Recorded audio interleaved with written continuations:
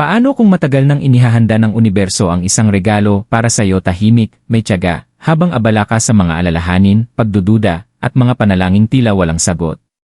Pisces, ang Enero 21, 22, 2026 ay hindi isang karaniwang sandali.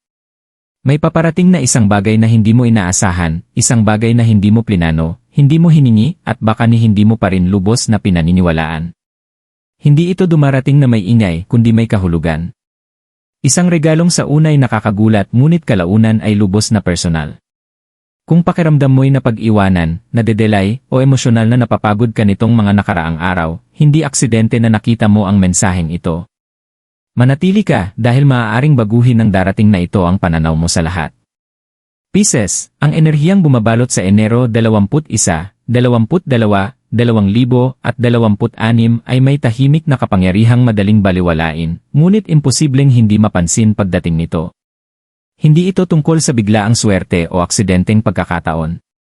Ito ay tungkol sa tiempo. Tungkol ito sa mga sandaling dumarating lamang matapos subukin ang iyong pasensya at banatin ang iyong pananampalataya. Maaaring hindi mo pa napapansin kung gaano kalayo na ang iyong narating, kung ilang tahimik na laban na ang nalampasan mo nang walang palakpak o pagkilala. Ngunit matamang nagmamasid ang universo. Sa maikling panahong ito na may malalim na kahulugan, may darating sa iyong hindi inaasahan, hindi para gulatin ka, kundi para ipaalala ang tunay mong halaga. Hindi ito darating sa paraang inakala mo, pero darating ito eksaktong sa oras na pinakakailangan mo. Kung nagdududa ka kung may saysay pa ba ang mga pagsisikap mo, ito na ang sagot. Manatiling bukas, manatiling narito, at hayaan mong ang kwento ay kusa ng magbukas. Itinatakda 20 ang katahimikan bago ang sorpresali. Bago dumating ang regalo, laging may sandaling paghinto. Isang tahimik na yugto ng panahon kung saan tila walang gumagalaw. Para sa Pisces, ang bahaging ito ay kadalasang mas mabigat sa pakiramdam kaysa sa hitsura nito mula sa labas. Patuloy ang takbo ng buhay, dumarami ang responsibilidad, paulit-ulit ang mga usapan, ngunit sa kaibuturan mo, may kakaibang katahimikan. Maaaring ginagawa mo ang lahat ng tama, patuloy kang nagpapakita, nananatiling mabait, nagbibigay ng puwang para sa iba, habang tahimik mong tinatanong, kailan naman ako? Ang katahimikan na ito ay hindi kawalan. Isa itong paghahanda. Sa mga nakaraang linggo, marahil ay naramdaman mong pagod ka nang hindi mo alam kung bakit. Ang maliliit na bagay ay tila naging pabigat.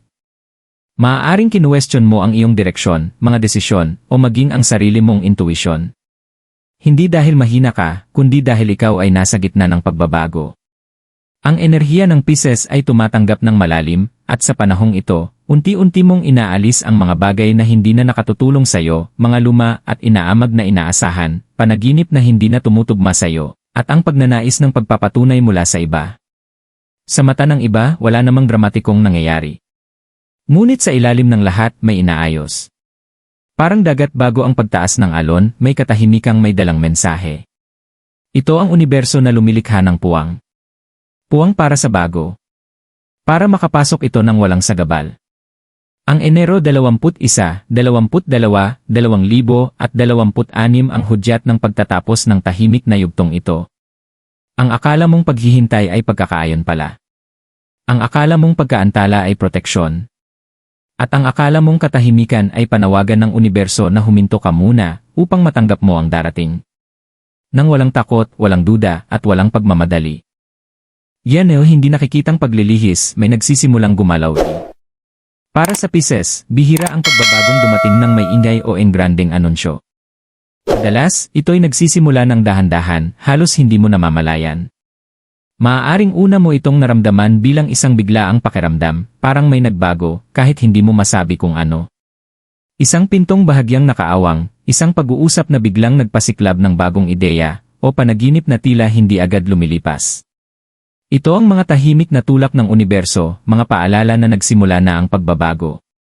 Maaaring ilang linggo ka nang nakakaramdam na tila nakapause ang buhay, habang ang mga oportunidad ay dumadaan sa iba at ikaw ay nananatiling naghihintay. Ngunit sa ilalim ng lahat ng ito, tahimik ngunit may layuning umiikot ang mga gulong. Inaayos ng enerhiya ang paligid mo, pinapantay ang mga pagkakataon, at pinaghahanda ang mga daanang maaaring hindi mo pa namamalayan. Ang mga bagay na tila random o walang saysay ay bahagi ng isang maingat na hinabing plano, isang plano na hindi lang nagtutulak sa'yo sa gusto mo, kundi sa kung ano talaga ang kailangan mo.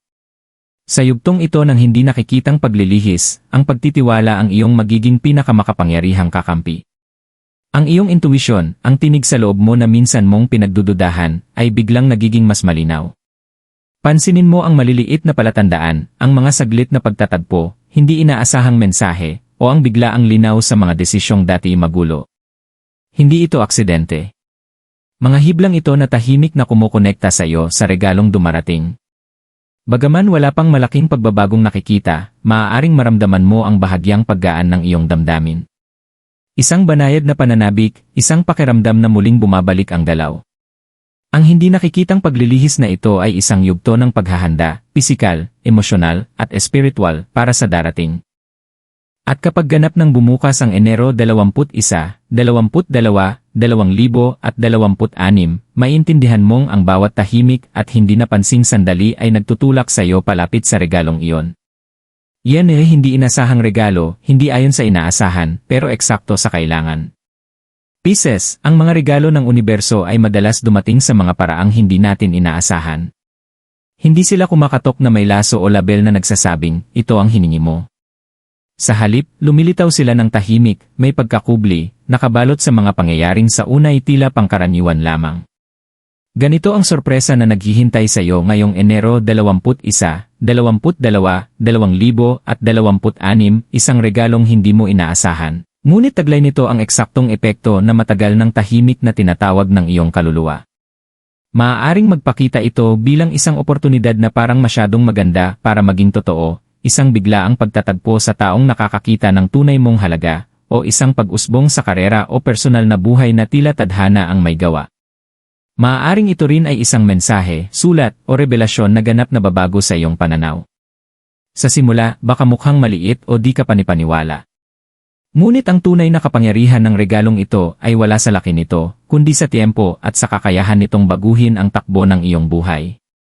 Maaaring tangkain mo pa itong iwasan, magduda kung totoo ba ito, kung karapat-dapat ka, o kung ito ay sobrang ganda para paniwalaan. Likas lang yan. Matagal nang may dalang pagdududa ang puso mo, at gusto kang protektahan ng isip mo mula sa pagkabigo. Ngunit hindi nagkakamali ang universo. Bawat elemento, bawat detalye, ay maingat na inayos upang salubungin ka kung nasaan ka, emosyonal man o espiritual. Ang nagpapahanga sa regalong ito ay ang tahimik nitong kasakdalan. Hindi ito ang hinanap mong kusa, pero ito ang eksaktong kailangan mo upang pakawalan ang tensyon, pagaanin ang bigat, at ipaalala sa iyo ang tunay mong halaga. Dumating ito na may kasamang mga aral, biyaya, at pagkakataong umuugong sa pinakamalalim na bahagi ng iyong kaluluwa. At sa oras na tuluyan mo na itong makilala, Pisces, mararamdaman mong ang regalo ay tila nakatadhana talaga para sa iyo. Maiintindihan mong ang lahat ng paghihintay, lahat ng pakikibaka, at ang katahimikang tiniis mo ay hindi kailanman nasayang, sila ang naging lupa kung saan tumubo at namulaklak ang biyayang ito, eksaktong sa panahong alam ng universo na handa ka na. Bakit Pisces lamang ini dumarating, isang biyayang inihulma para sa iyong kaluluwa? Pisces, hindi basta-basta namimigay ng regalo ang universo. Ang darating sa iyo ngayong Enero 21, 22, 2026 ay natatanging nakaayon sa iyong enerhiya, sa landas ng iyong buhay, at sa paglago ng iyong kaluluwa. Hindi ito tungkol sa swerte o pagkakataon, ito ay tungkol sa pagkakatugma. Kilala ka ng regalong ito. Nasaksihan nito ang iyong pasensya, ang iyong empatya, at ang mga sandaling tahimik kang nagsakripisyo, mga tagpong walang ibang nakapansin. Buong giliw mong binuhat ang mga pasanin ng puso, buong tapang mong hinarap ang mga hamon, at may matatag na pag-asa mong tinahak ang landas ng kawalang katiyakan. Ang iyong mga katangian bilang isang Pisces ang dahilan kung bakit bukas ka sa biyayang ito. Ang iyong matalas na intuisyon, malalim na damdamin, at kakayahang maramdaman ang mga enerhiyang hindi nakikita ay likas na daanan para sa pagkilos ng universo. Napapansin mo ang mga banayad na paggalaw na hindi nakikita ng iba, nararamdaman mo ang agos ng enerhiya na di kayang hulihin ng karamihan, at tumutugon ka ng bukas at taos puso, isang bihirang kakayahan. Ito ang dahilan kung bakit ikaw ang pinili ng universo, Pisces. Maaaring may biyaya ring dumating sa iba, ngunit ang partikular na pagkakahanay, ang eksaktong tiyempo, at ang personal na pag-ugong ng regalong ito ay sa iyo lamang nakatakda. Balikan mo ang mga aral na natutunan mo nitong mga nakaraang buwan. Ang bawat pagkaantala, bawat pagdududa, at bawat katahimikan ay naging bahagi ng iyong paghahanda. Hinasa mo ang iyong panloob na pandama, pinatibay mo ang iyong emosyonal na katalinuhan, at pinanday mo ang tiwala sa mga bagay na hindi nakikita. Ang universo ay laging naghihintay ng tamang pagkakatugma, at ang pagkakatugmang iyon ay ngayon. Ang regalong ito ay isang salamin, hindi lang ng iyong mga hangarin, kundi ng lahat ng iyong pinaghirapan, ng iyong malasakit, at ng buhay na isinabuhay mong bukal sa puso. Ipinagpaparangal nito ang iyong paglalakbay, kinikilala ang iyong mga pakikibaka, at binubuksan ang 100 akma sa tunay mong pagkatao. Pisces, ito na ang iyong sandali. Ang sandaling makilala mo ang isang bihira, lubos na personal na biyaya na matagal nang naghihintay para sa iyo lang. Iyan ay sandali ng pagkaunawa sa wakas, naiintindihan mo kung bakit dumarating ang isang sandali, Pisces, kung kailan biglang nagiging malinaw ang lahat. Ang mga di nakikitang hiblang gumabay sa iyong mga hakbang, ang mga tahimik na senyas na akala mong nalampasan mo, at ang mga banayad na tulak ng universo, lahat ito ay nagsasanib at nagiging liwanag. Sa Enero 21, 22, 2026, maaaring bigla mong makilala ang regalong dumating sa iyo, hindi bilang isang aksidente, kundi bilang bunga ng iyong pasensya, katatagan, at matatag na puso. Maaaring dumarating ito ng banayad, parang mahinang tapik sa balikat. O baka naman parang isang alon ng biglaang pagkaunawa, yung tipo na mapapahawak ka sa dibdib, mapapahinto ka, habang lumalaki ang iyong mga mata sa pagkamangha. Doon mo marirealize, ang paghihintay, ang kawalang katiyakan, at ang mga laban na walang nakakita, hindi kailanman walang saysay. Bawat pagsubok, bawat paghinto, bawat pagdududa sa sarili ay bahagi ng isang mas malawak na disenyo, maingat na inihanda para dalhin ka sa eksaktong biyayang kailangan mo, sa tamang oras. May bigat ang pagkaunawang ito. Mararamdaman mo ang pasasalamat, ginhawa, at maging ang pagkamangha, sabay-sabay. Isa itong uri ng pag-unawa na hindi lang umaabot sa isipan, kundi dumidiretso sa kaluluwa. Pisces, ngayon mo na nakikita, kailanman ay hindi ka kinalimutan ng universo. Tahimik nitong inihanda ang regalong ito, habang ikaw ay pinapalalim, pinapamulat, at pinaghahanda. Habang lumalapat sa iyo ang katotohanan ito, baka mapangiti ka, matahimik na matawa, o mapaluhan ang hindi mo alam kung bakit.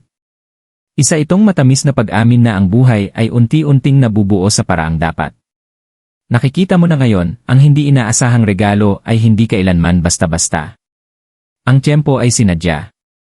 At ang iyong paglalakbay, lahat ng ito ay nagdala sa iyo dito, sa sandaling ito, dahil may dahilan. Sa sandaling ito, lahat ay nagtutugma, ang regalo, ang iyong kahandaan, at ang planong kosmiko na kailanman ay hindi ka nakalimutan. Iyan ay dapat gawin ng Pisces ngayon, mga hakbang para tanggapin at yakapin. Pisces, ngayong dumating na ang regalo at malinaw na ang lahat, ang susunod mong hakbang ay ang kumilos ng may layunin at kamalayan. Hindi ito tungkol sa pagmamadali o pagpipilit. Naibigay na ng universo ang biyaya, at ang papel mo ngayon ay tanggapin ito ng may kababaang loob at pagkamulat. Huminto ka muna, huminga ng malalim, at kilalanin ang kung anong unti-unting nabubunyad. Ang pasasalamat ang una mong kasangkapan, ito ang nagbubukas ng mga pintuan na kung hindi ay mananatiling sarado dahil sa pag-aalinlangan. Pakinggan mo ang iyong intuition ngayon higit kailanman. Maaaring banayad ang mga palatandaan, isang kaisipang paulit-ulit, isang biglaang pagkaunawa, o isang pakiramdam na humihila sa iyo papunta sa isang desisyon kaysa sa isa pa. Pagtitiwalaan mo ang mga hudyat na ito. Huwag mo silang baliwalain kahit patila abala o di inaasahan ang mga ito. Ginagabayan ka ng universo sa mga direksyong nakaayon sa pinakamataas mong kapakanan. Hindi kailangang maging malalaki ang iyong mga kilos. Ang maliliit na hakbang na ginagampanan ng may pagkamulat ay may napakalaking kapangyarihan. Abutin mo ang mga oportunidad, kumonekta sa mga taong sumusuporta sa iyong paglago, at payagan mong sabihin ang sa mga karanasang tumutugma sa tibok ng puso mo. Iwasan ang labis na pag-isip o ang pag-ugnat ng sandaling ito sa mga nakaraang pagkaantala. Bawat regalo ay may sariling oras, at ang oras na ito ay para sa iyo. Higit sa lahat, manatiling bukas. Pigilan ang sarili sa pagkontrol, sa pangunguna sa resulta, o sa labis na pagdududa. Umayon ka sa agos ng enerhiya, igalang ang sarili mong panloob na boses, at hayaang ang universo ang magbukas ng susunod na mga kabanata. Ito na ang oras mo, Pisces, yakapin mo ang biyayang ito ng may pasensya, tapang, at kamalayan. Babalai paalala, huwag palampasin ang sandaling ito.